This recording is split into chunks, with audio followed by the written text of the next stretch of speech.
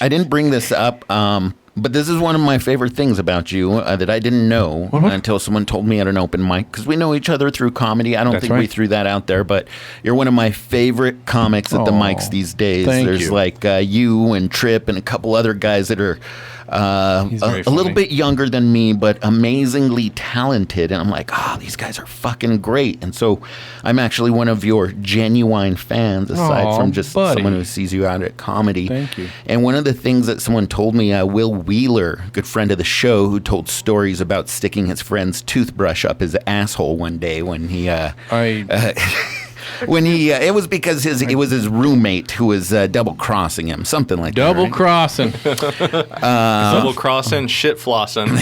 Or was that his submarine mate? I think it might have been on the submarine. On the sub, okay. But he told me that you were in the Illusionist, and you have it's like a bit part. It's like a few seconds. Yeah. But it's very cool, and anybody who's seen that movie is like, I know that fucking part. And it's the part where, now is this after they've taken Edward Norton to jail the last time? Are you ready for this, please? I'm ready for this. They're arresting him. They're arresting Eisenheim. Yes, dude. And I'm credited as man who incites a riot. And I was like, I hope all my fucking teachers saw that shit. That is fucking cool. Is that something that, because obviously you've been acting for a while, right? Since I was a wee little boy. Yeah. That's fucking cool, man. That's my thing, yeah. Were you voted most likely to incite a riot in the school yearbook? I was actually voted most talented. Actually, no.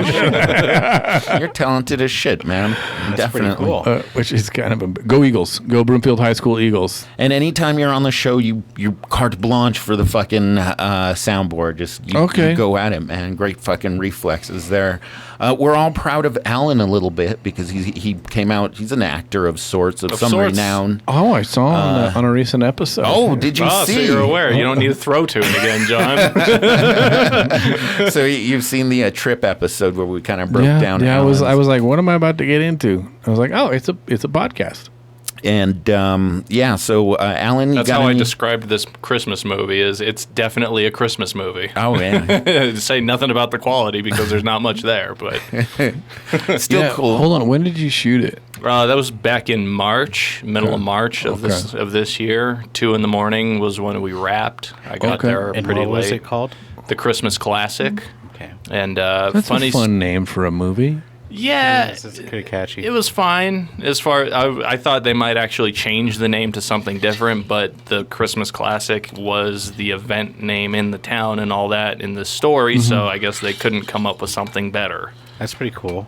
But yeah, that night that I was there, I was kind of talking to a couple of the people, and there was this kind of, meth head, crackhead dude who they hired because, just get whoever's available in Ruidoso. This was in Ruidoso, so it was like bottom of the barrel availability for people. Yeah.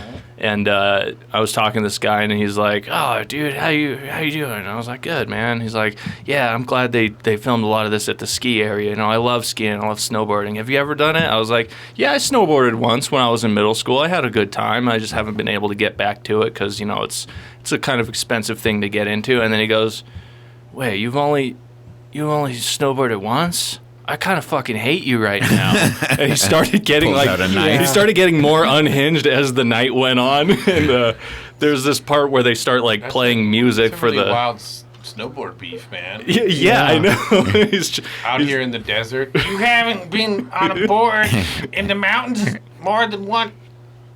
Yeah, I was like, yeah, dude. I mean, I'm trying to diffuse the thing because meth heads are unstable. My aunt was one. I'm familiar. Yeah. And so I'm like, it's just not that easy to get into. And then so they play some background music to get all of us kind of dancing a little bit. And then they cut the scene or cut the take or whatever. And this dude keeps beatboxing and picking up gravel and just dropping gravel down, and they're like, all right, let's film the next one. And he continues beatboxing through the take. Until it got uncomfortable. Yeah, they're like, we don't need your music. We have music. And he just he was not hearing any of it. And so they tried to do it again, and they're like, dude, you got to get the fuck out of here. Get out of here right now. So they kicked his ass off the set at fucking 1 a.m. Did he leave willingly, or? He left willingly. He just walked into the darkness. It was creepy. Go bother someone else. Yeah, dude. God, man. Just like Snowboy from the shadows. Yeah. Man. That was my experience, though. I got to meet Amy Smart, and she was pretty cool. I met her in the costumes room. Oh, cool. Oh, changing? The costumes room. No, it was post-changing, obviously. You can't just have someone who's not a part of the production come into the costumes room because his wife works there. That's not how I'd run it. Okay. That's maybe also Mr. why Weinstein. you don't run it. That's a good point. Have a seat. Yeah, have a seat right there.